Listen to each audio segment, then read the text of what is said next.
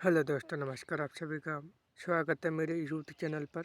मैं आज आपको बताने वाला हूँ कि क्लास 12 का हिंदी अनुवाद का पेपर जो आप सभी के सामने मैं लेकर आया हूँ बढ़िया तरीके से।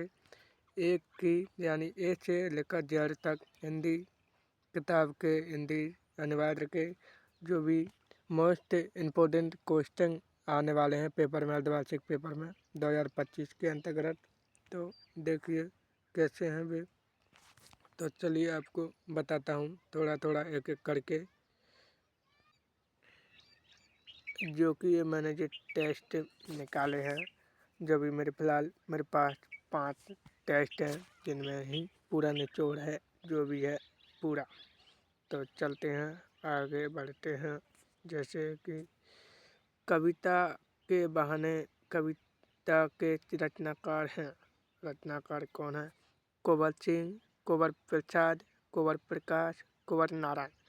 तो इसमें हो जाएगा अपना ऑप्शन डी, कुंवर नारायण। कविता किस के बहाने एक उड़ान है? इसमें हो जाएगा अपना ऑप्शन कविता चिड़िया के बहाने एक उड़ान है। किसके? चिड़िया के बहाने, यानी इसका हो रहा है सी। और इसमें और बताता हूँ।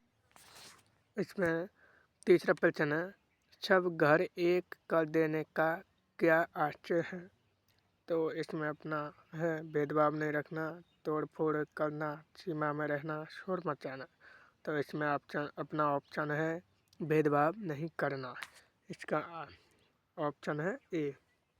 कविता के बहाने, कविता के बहाने कविता में क्या व्यक्त की गई है? कविता के बहाने कविता में क्या व्यक्त की गई है? तो इसमें चिड़िया की उड़ान, ऑप्शन बी फूल का खिलना, ऑप्शन सी बच्चे का खिलना, ऑप्शन डी कविता की संभावना। तो इसमें ऑप्शन डी है कविता की संभावना। कविता के बिना मुरझाए महकने का क्या अर्थ है? इसमें ऑप्शन हो जाएगा अपना देश काल से परे रहकर रसात्मक बने रहना। अति लघुत्रात्मक प्रश्न पर चलते हैं दोस्तों।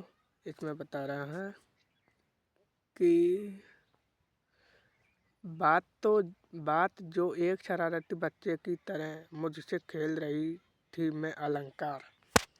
तो इसमें कौन सा अलंकार है? तो बात जो एक शरारती बच्चे की तरह मुझसे खेल रही थी मैं अलंकार है उपमा। सीधी सी बात किसके चक्कर में फंस गई? इसमें सीधी सी बात अलंकार के चक्कर में फंस गई। बात की चूड़ी पर, बात की चूड़ी मर जाना से क्या कवि का तात्पर्य है? बात की चूड़ी पर मर जाना से कवि का तात्पर्य है प्रभावहीन होना। कुंवर नारायण द्वारा रचित प्रबंध काव्य है। कुंवर नारायण द्वारा रचित प्रबंध काव्य है आत्मजयी। बात सीधी थी पर मैं किसकी सहजता की बात कही गई? बात सीधी थी पर मैं भाषा की सहजता की बात कही गई। इस कविता के बहाने बताए कि सब घर एक कर देने के माने क्या हैं? कविता के बहाने कविता में सब घर एक कर देने के माने का अर्थ है सीमा का बंधन समाप्त हो जाना। जिस प्रकार बच्चों के खेल में किसी प्रकार की सीमा का ध्यान नहीं रखा जाता, उसी प्रकार कविता में स्थान की कोई सीमा नहीं है। यह शब्दों का खेल है। कवि बच्चों की तरह पूरे समाज को एक मानता है। वह अपने पढ़ाई का भेद भूलकर कविता की रचना करता है। कविता समाज को बांधती है, एक करती है।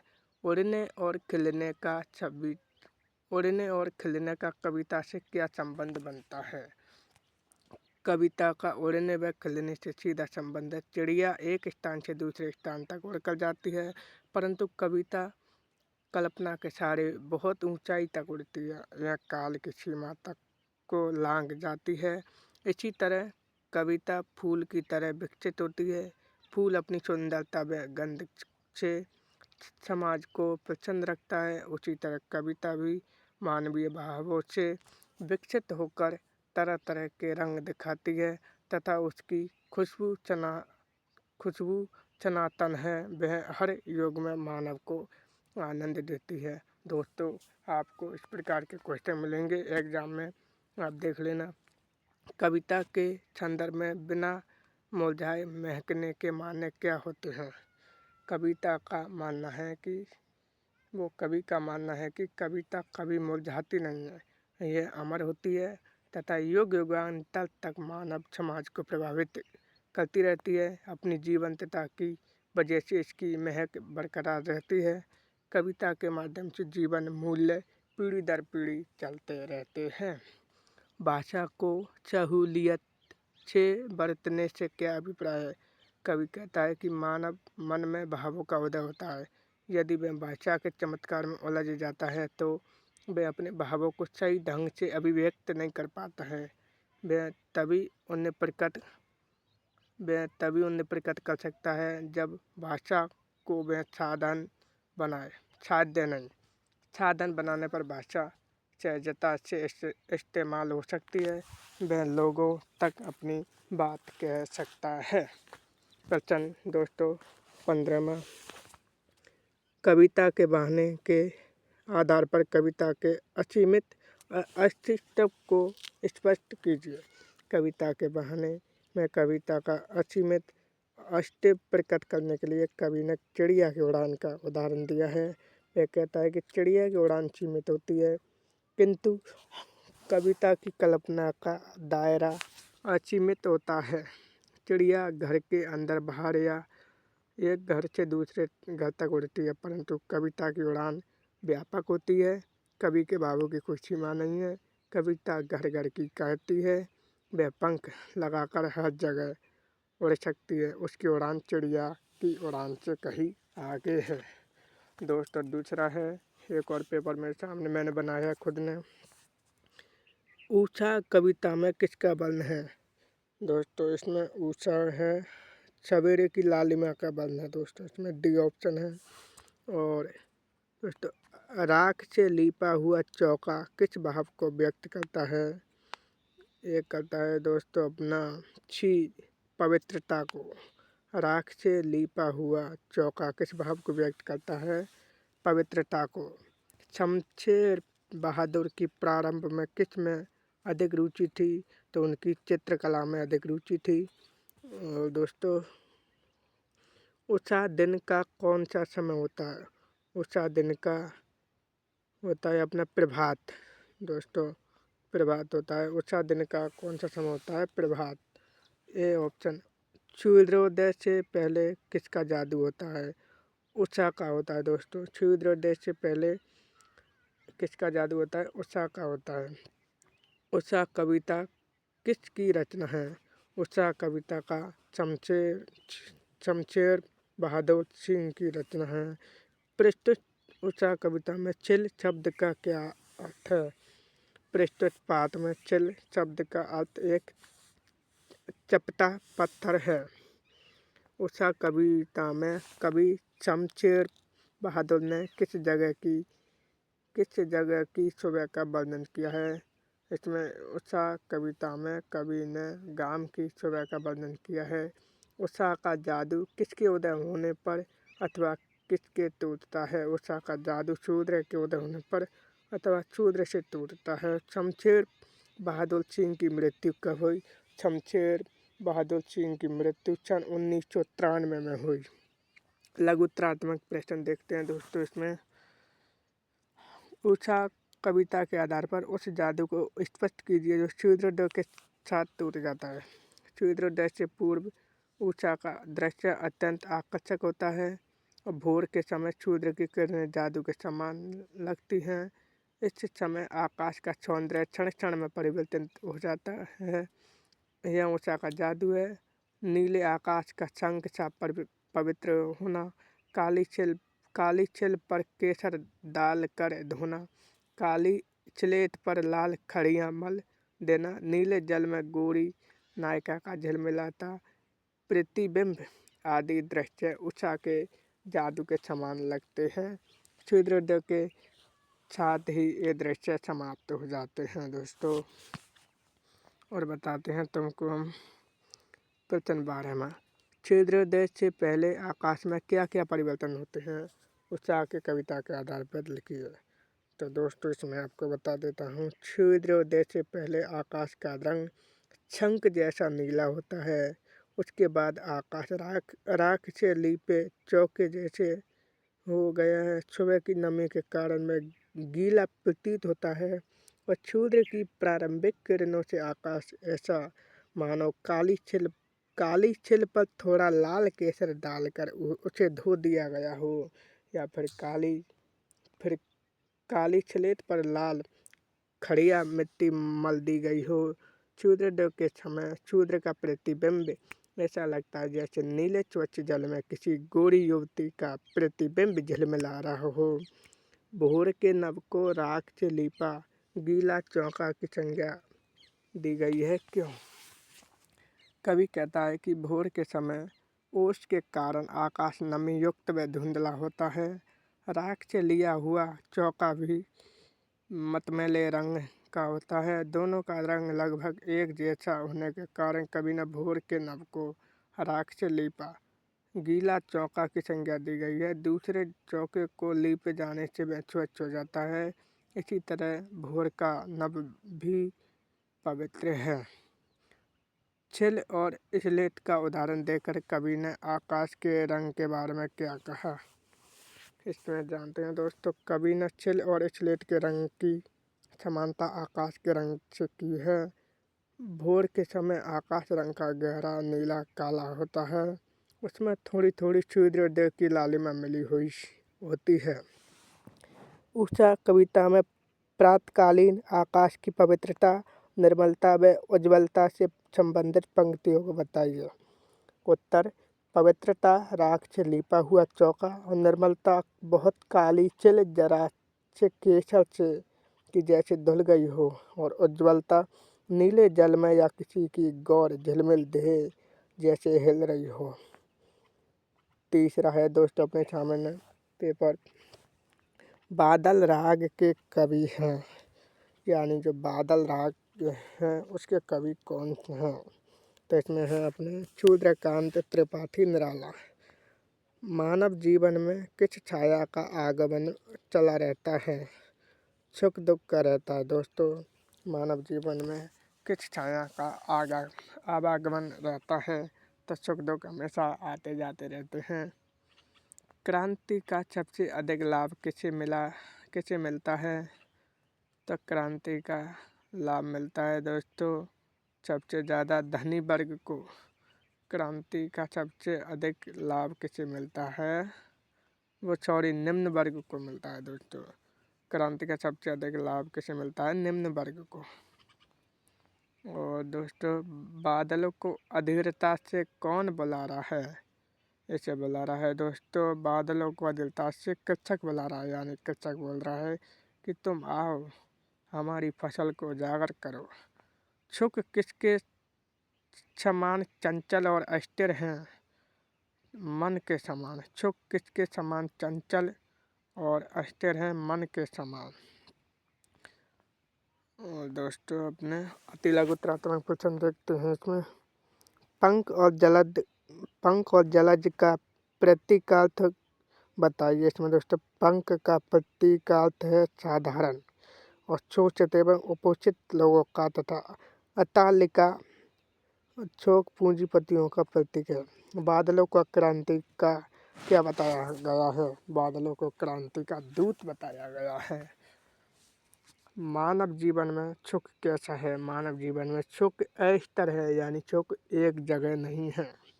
कविता में बादल किसका प्रतीक है, कविता में बादल क्रांति का प्रतीक है। तेज बरसात से कौन धराशायी हो जाते हैं, तेज बरसात से बड़े बड़े वृक्ष धराशायी हो जाते हैं, जिसमें दोस्तों बताया गया है। अब देखते हैं लघु त्रात्मक प्रश्न। और अस्थिर सुख पर दुख की छाया, पंक्ति में दुख की छाया किसे कहा गया है और क्यों। फिर से देख लेते हैं दोस्तों प्रश्न को। अस्थिर सुख पर दुख की छाया, पंक्ति में दुख की छाया किसे कहा गया है और क्यों। तो इसमें बोला गया है कवि ने समाज में पूंजीपतियों द्वारा दिए गए अत्याचार तथा शोषण को दुख की छाया बताया है। इससे शोषण का शिकार प्राय मजदूर तथा कमजोर वर्ग के लोग होते हैं। उनके पास सुख नाम मात्र के हैं, इसलिए कवि ने उनके सुख को इस तरह बताया है। यह सुख कुछ पल के लिए भी नहीं रुक पाता, क्योंकि शोषण तथा अत्याचार इस वर्ग के लोगों को जीने नहीं देते हैं। शोषण के कारण गरीब होता जा रहा है। बादल राग कविता के आधार पर भाव स्पष्ट कीजिए। विप्लव रब से छोटे ही शोभा पाते हैं। विप्लव रब से तात्पर्य है क्रांति का स्वर, और क्रांति का सर्वाधिक लाभ शोषित वर्ग को ही मिलता है, क्योंकि उसी के अधिकार छीने गए हैं होते हैं। क्रांति शोषक वर्ग के विशेषाधिकार खत्म होते हैं, आम व्यक्ति को जीने के अधिकार मिलते हैं, उनकी दरिद्रता दूर होती है। अतः क्रांति के गर्जना से शोषित वर्ग प्रसन्न होता है। बादल राग कविता में ये विप्लव के वीर किसे कहा गया है और क्यों? बादल राग कविता में ये विप्लव के वीर बादल को कहा गया है। बादल घनघोर वर्षा करता है। बादल क्या करता है? घनघोर वर्षा, और बिजलियाँ गिराता है तथा बिजलियाँ गिराता है। इससे सारा जनजीवन अस्त व्यस्त हो जाता है। बादल क्रांति का प्रतीक है। क्रांति आने से बुराई रूपी कीचड़ समाप्त हो जाता है तथा आम व्यक्ति को जीने योग्य स्थिति मिलती है। बादल राग शीर्षक की सार्थकता सिद्ध कीजिए। तो दोस्तों, इसमें बादल राग क्रांति की आवाज़ का परिचायक है। यह कविता जन क्रांति की प्रेरणा देती है। कविता में बादलों के आने से नए पौधे हर्षित होते हैं, उसी प्रकार क्रांति होने से आम आदमी को विकास के नए अवसर मिलते हैं। कवि बादलों का आह्वान बारिश करने या क्रांति करने के लिए करता है। यह शीर्षक उद्देश्य के अनुरूप है, अतः यह शीर्षक सर्वथा उचित है। बादल राग कविता में कवि निराला की किस क्रांतिकारी विचारधारा का पता चलता है? बादल राग कविता में कवि की क्रांतिकारी विचारधारा का ज्ञान होता है। वह समाज में व्याप्त पूंजीवाद का घोर विरोध करता है और दलित शोषित वर्ग के कल्याण की कामना करता हुआ उन्हें समाज में उचित स्थान दिलाना चाहता है। कवि ने बादलों की गर्जना, बिजली की कड़क को जन क्रांति का रूप बताया है। इस जन क्रांति में धनी वर्ग का पतन होता है, यानी उसे ख़त्म करते हैं, और छोटे वर्ग, मजदूर, गरीब और शोषित आदि उन्नति करते हैं। दोस्तों, अपने पास एक और भी है, इसे भी देख लेते हैं। निम्न में से विद्यापति की रचना कौन सी नहीं है? तो दोस्तों, इसमें से कीर्तिलता, कीर्ति पताका, पुरुष परीक्षा, छोजान छागर। तो इनमें दोस्तों कीर्तिलता, कीर्ति पताका, पुरुष परीक्षा ये विद्यापति की रचना है, लेकिन इनमें से कौन सी नहीं है? इनमें से नहीं है अपनी छोजान छागर। विद्यापति की रचना नहीं है छोजान छागर। दूसरा प्रश्न है दोस्तों, के पतिया लय जाय तेरे मोरा प्रियतम पास। पंक्ति में पतिया शब्द का क्या अर्थ है? पतिया, जिसमें दोस्तों पत्र, पतिया यानी पत्र शब्द, पतिया शब्द का अर्थ होता है दोस्तों पत्र। ऑप्शन है अपना ए। विद्यापति के यश का मुख्य आधार उनकी कौन सी रचना है? इनमें अपना दोस्तों पदावली। विद्यापति के यश का मुख्य आधार उनकी रचना कौन सी है? पदावली। गुनी गुनी प्रेम तोहरा में गुनी गुनी में कौन सा अलंकार है? गुनी गुनी में है अपना पुनरुक्ति प्रकाश अलंकार, डी। धरती धरी धनी में कौन सा अलंकार है? धरनी धरी धनी में कौन सा अलंकार है? तो इसमें है अपना दोस्तों अलंकार ची, अनुप्रास अलंकार है। विद्यापति का जन्म कहाँ हुआ था? विद्यापति का जन्म मधुबनी बिहार में हुआ। मिथिला नरेश राजा शिव सिंह के राज कवि कौन थे? मिथिला नरेश राजा शिव सिंह के राज कवि विद्यापति थे। नायिका के प्रियतम गोकुल छोड़कर कहाँ जा बसे? नायिका के प्रियतम गोकुल छोड़कर मधुपुर जा बसे। मधुपुर किसे कहा गया? मधुपुर मथुरा को कहा गया। स्त्रुटि किसे कहते हैं? स्त्रुटि नाक को कहते हैं। स्त्री नाक कहते हैं। स्त्री किसे कहते हैं? स्त्री नाक कहते हैं। और दोस्तों, कवि नयनन न त्रिपित भेल के माध्यम से बिरहनी नायिका की किस मनोदशा को व्यक्त करता है? कवि बिरहनी नायिका की मनोदशा का वर्णन करता है कि नायक को सदैव देखते रहने के बाद भी उसे तृप्ति नहीं होती है। वे हमेशा ही उसे देखते रहना चाहती है। उसे नायक के साथ की गई प्रेम कीड़ा बार बार याद आती है। वह हमेशा ही नायक का सामीप्य चाहती है और उसकी हृदय से ही अलग रहने की लालसा रहती है। छह पीड़ित अनुराग बखानिया तिल तिल नूतन होए लेखक का क्या आशय है?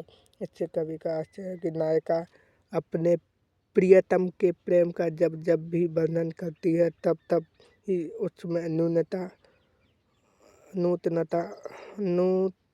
नूतनता और ताजगी दिखाई देती है। नायिका का नायक के प्रति ऐसा ही प्रेम है।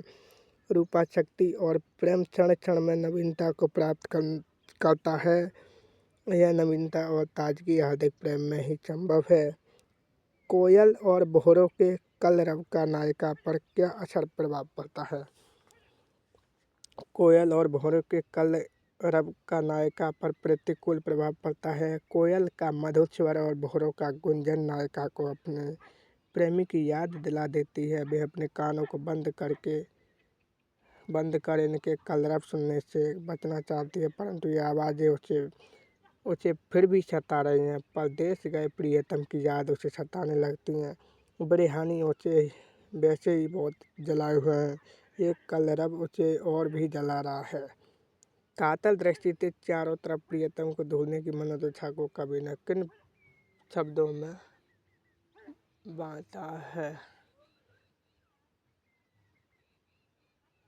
कातल दृष्टि से चारों तरफ प्रियतम को ढूंढने की मनोदशा को कवि ने किन शब्दों में व्यक्त किया है? कातल दृष्टि से चारों तरफ प्रियतम को ढूंढने की मनोदशा को कवि ने किन शब्दों में व्यक्त किया है? इनमें कातर दी थी कर चौदिसी हिरी हिरी नैन गरय जलधारा। इन पंक्तियों में कवि कहता है कि नायिका अतीत व्यथित नेत्रों से चारों दिशाओं में अपने प्रियतम को निहारती रहती है। उसके नेत्रों से गरम गरम आंसुओं की जलधारा बहती। 15वां क्वेश्चन है दोस्तों 15वां प्रश्न, विद्यापति और जायसी प्रेम के कवि हैं, दोनों की तुलना कीजिए। इनमें अपना है दोस्तों, विद्यापति के नायक नायिका के रूप में कृष्ण राधा के प्रेम का चित्रण किया गया है। इनके प्रेम वर्णन में संयोग सुख और प्रेमा भक्ति की प्रधानता है। विद्यापति का प्रेम वर्णन लोकाश्रित है। जायसी का प्रेम वर्णन सूफी साधकों के अनुसार है, जिसमें लौकिक प्रेम वर्णन से अलौकिकता की व्यंजना की गई है। जायसी ने मसनवी शैली अपनाई है तथा इनकी भाषा अवधी है, जबकि विद्यापति की भाषा मैथिली है। विद्यापति आदिकाल एवं भक्तिकाल की पंदी बेला के कवि हैं। जायसी भक्तिकालीन कवि हैं। भक्ति की दृष्टि से विद्यापति सगुण धारा तथा जायसी निर्गुण प्रेम धारा के कवि हैं। एक और प्रश्न, एक और वो है दोस्तों पेपर, जिसमें और देख लेते हैं अपन थोड़ा सा ही है। भक्तिन का कद कैसा है? भक्तिन का कद, ऑप्शन है बी, भक्तिन का कद छोटा है। भक्तिन की बिटिया किसकी घुघरी चबाती थी? तो दोस्तों इसकी भक्तिन की बिटिया चने बाजरे की घुघरी चबाती थी। तो चने बाजरे यानी ऑप्शन डी दोस्तों। भक्तिन की कहानी कैसी है? तो दोस्तों भक्तिन की कहानी ए ऑप्शन दुखद है। भक्तिन के पति का जब देहांत हुआ तो भक्तिन की आयु कितने वर्ष की थी? उनकी आयु थी 30 वर्ष। कितनी थी दोस्तों? 30 वर्ष। भक्तिन के पति का जब देहांत हुआ तो भक्तिन की आयु 29 वर्ष थी दोस्तों। 29 वर्ष जितने 29 वर्ष थी दोस्तों, 29। और भक्तिन सेवक धर्म में किस से स्पर्धा करने लगी। हाँ, भक्तिन सेवक धर्म में किस से स्पर्धा करने वाली है। इसमें है दोस्तों अपना भक्तिन सेवक धर्म में हनुमान से स्पर्धा करने वाली है। किससे? हनुमान से, ऑप्शन ए। और दोस्तों अति लघुत्रात्मक प्रश्न, भक्तन पाठ किसके द्वारा रचित है। भक्तन पाठ महादेवी वर्मा द्वारा रचित है। लेखिका की हिरणी का नाम क्या था। लेखिका की हिरणी का नाम सोना था। भक्तिन का वास्तविक नाम क्या था। भक्तिन का वास्तविक नाम लक्ष्मी था। भक्तिन का विवाह किस आयु में हुआ। भक्तिन का विवाह 5 वर्ष की आयु में हुआ। भक्तिन कहाँ की रहने वाली थी। भक्तिन झूंसी की रहने वाली थी। अति लघुत्रात्मक प्रश्न और देख लेते हैं दोस्तों। लघुत्रात्मक प्रश्न, अति लघुत्रात्मक प्रश्न देख लिया आपने। अबे लास्ट हुआ, भक्तिन अपना वास्तविक नाम लोगों से क्यों छुपाती थी। भक्तिन को यह किसने और क्यों दिया होगा। भक्तिन का वास्तविक नाम था लक्ष्मण अर्थात लक्ष्मी। लक्ष्मी नाम समृद्धि एवं ऐश्वर्य का प्रतीक माना जाता है, परंतु यहाँ नाम के साथ गुण नहीं मिलता। लक्ष्मी बहुत गरीब तथा समझदार है। वह जानती है कि समृद्धि का सूचक यह नाम गरीब महिला को शोभा नहीं देता। उसके नाम व भाग्य में विरोधाभास है। वह सिर्फ नाम की लक्ष्मी है। समाज उसके नाम को सुनकर उसका उपहास न उड़ाए, इसलिए वह अपना वास्तविक नाम लोगों से छुपाती थी। भक्तिन को यह नाम लेखिका ने दिया। उसके गले में कंठी माला व मुड़े हुए सिर से वह भक्तिन ही लग रही थी। उसमें सेवा भावना व कर्तव्य परायणता को देखकर ही लेखिका ने उसका नाम भक्तिन रखा। भक्तिन अच्छी है यह कहना कठिन होगा, क्योंकि उसमें दुर्गुणों का अभाव नहीं है। लेखिका ने ऐसा क्यों कहा होगा। जब भक्तिन लेखिका के घर काम करने आई तो वह सीधी सादी भोली भाली लगती थी, लेकिन जो जो लेखिका के साथ उसका संबंध और संपर्क बढ़ता गया त्यों त्यों वह उसके बारे में जानती गई। लेखिका को उसकी बुराइयों के बारे में पता चलता गया। इसी कारण लेखिका को यह लगा कि भक्तिन अच्छी नहीं है, उसमें कई दुर्गुण हैं। अतः उसे अच्छी कहना और समझना लेखिका के लिए कठिन है। भक्तिन के आ जाने से महादेवी अधिक देहाती कैसे हो गई। भक्तिन के आ जाने से महादेवी ने लगभग उन सभी संस्कारों को क्रियाकलापों को अपना लिया जो देहातों में अपनाए जाते हैं। देहाती की हर वस्तु घटना वातावरण का प्रभाव महादेवी पर पड़ने लगा। वे भक्तिन से सब कुछ जान लेती थी ताकि किसी की जानकारी अधूरी न रह जाए। धोती साफ करना, सामान बांधना आदि बातें भक्तिन ने ही सिखाई थी। वैसे देहाती भाषा अभी भक्तिन के आने के बाद ही महादेवी बोलने लगी। इन्हीं कारणों से महादेवी देहाती हो गई। भक्तिन व लेखिका के बीच कैसा संबंध था। लिखिए, भक्तिन व लेखिका के बीच नौकरानी या स्वामिनी का संबंध नहीं था। वे आत्मीय जन की तरह थे। स्वामी अपनी इच्छा होने पर भी उसे हटा नहीं सकती थी।